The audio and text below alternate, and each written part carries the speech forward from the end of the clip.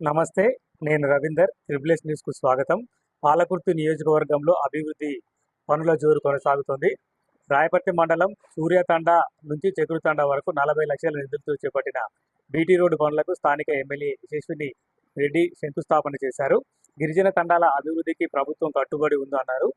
నాణ్యతతో వేగంగా పనులు పూర్తి చేయాలని అధికారులను ఆదేశించారు. దీనికి సంబంధించిన వివరాలు మరిన్ని ఇప్పుడు చూద్దాం.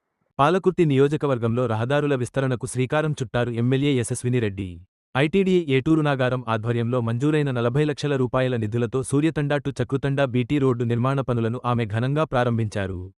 గ్రామీణ ప్రాంతాలు, గిరిజన తండాల అభివృద్ధికి రాష్ట్ర ప్రభుత్వం ప్రత్యేక ప్రాధాన్యత ఇస్తోందని ఈ సందర్భంగా ఎమ్మెల్యే తెలిపారు.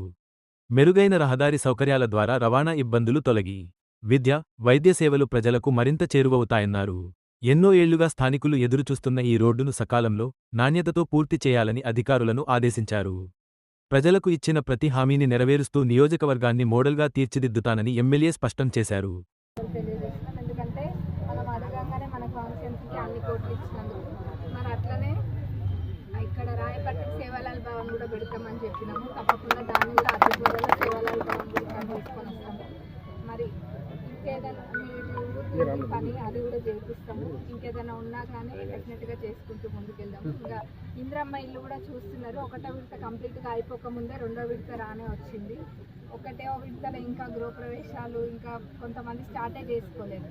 అప్పుడే రెండో విడత కూడా వచ్చింది. ఇది కూడా ఒక నిరంతర ప్రక్రియ, అందరికి వస్తూనే ఉంటుంది.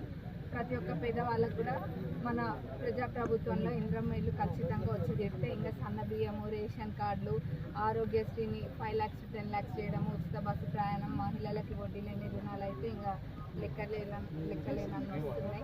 ఇంకా పెన్షన్స్ కూడా ఎప్పటి నుంచో వెయిట్ చేస్తున్నాము, అది కూడా తొందరగా ఇప్పుడు వస్తున్నాయి. అట్లనే ఏమున్నా కానీ అన్ని కంప్లీట్ చేసుకుంటూ ముందుకెళ్తున్నాం. మరి మీ అందరి సహకారంతో మన రాయపర్తి మండలంలో ఇంకా ఎక్కువ డెవలప్ చేసుకోవాలని కోరుకుంటున్నాం. Thank you.